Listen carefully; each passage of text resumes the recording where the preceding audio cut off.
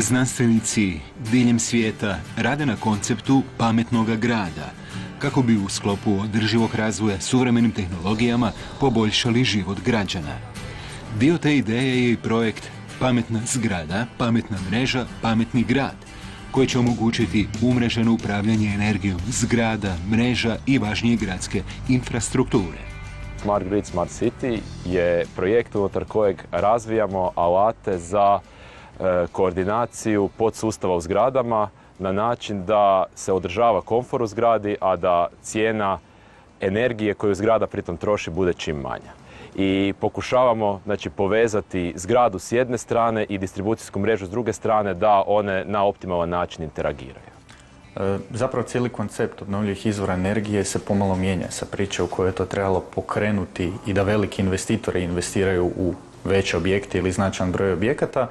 Neke nove regulative kažu da to zapravo rade svi građani i da se cijela priča treba premjestiti na krajnjeg korisnika i da krajnji korisnik treba biti koji proizvodi lokalno toliko obnovljive energije koliko je njemu potrebno za njegove potrebe. Zamisao je da zgrada sama proizvodi, skladišti i troši svoju energiju, a znanstvenici iz Fakulteta elektrotehnike i računarstva Sveučilišta u Zagrebu taj sustav uspješno testiraju na zgradi svojeg fakulteta.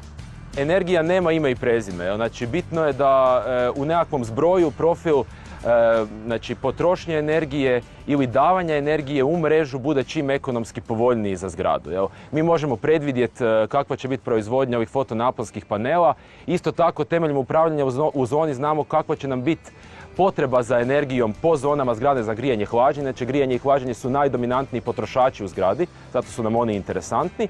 I potom sam profil povlačenja energije iz mreže činimo odgovarajućim u određenim gabaritima koliko nam je dozvoljeno upravljanjem punjenjem pražnjenja spremnika. Pri čemu i samu zgradu možemo doživjeti kao spremnik toplinske energije, ali ona ima nekakav svoj ograničeni doseg jer se moramo držati nekakvih okvira komfora koje zadaju korisnici zgrade. Cilj je projekta razviti platformu koja će omogućiti koordinirano upravljanje energijom zgrade i distribucijske mreže, a razvijeni sustav instalirat će se na pilot lokacijama u 5 država Dunavske regije, koje su uključene u projekt. U Hrvatskoj to će biti dio Novog Zagreba. Implementacija tih rješenja samo je početak stvaranja uspješnog pametnog grada budućnosti.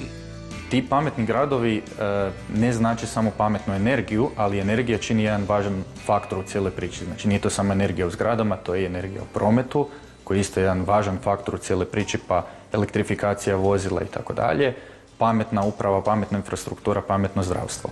Na razne načine bi ja rekao da već dijelovi pametnih gradova postoje. I u Hrvatskoj, ali i u Europi postoji velika inicijativa okupljanja pametnih gradova. Zagreb će biti, nadamo se, partner u jednom velikom europskom projektu gdje ćemo grad Zagreb cijelo naselje pokušati osposobiti da bude pametan grad. Projekt je sufinanciran iz Europskog fonda za regionalni razvoj i fonda IPA, a traje do 2019.